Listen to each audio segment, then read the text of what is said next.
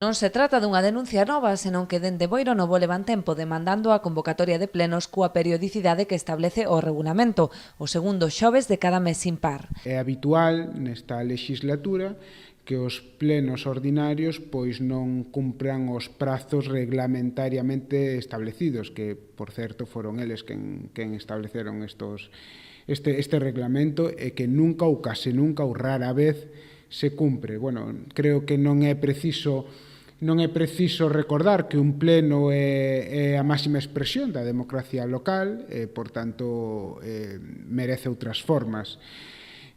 Formas que non se gardan na periodicidade nin tampouco no transcurso do pleno, porque se isto de hoxe é grave, ou é aínda máis se temos en conta que é despois, apenas 2 semanas despois, do pleno extraordinario do 27 de outubro, no que o alcalde decidiu expulsar a unha compañeira e a un compañeiro da corporación.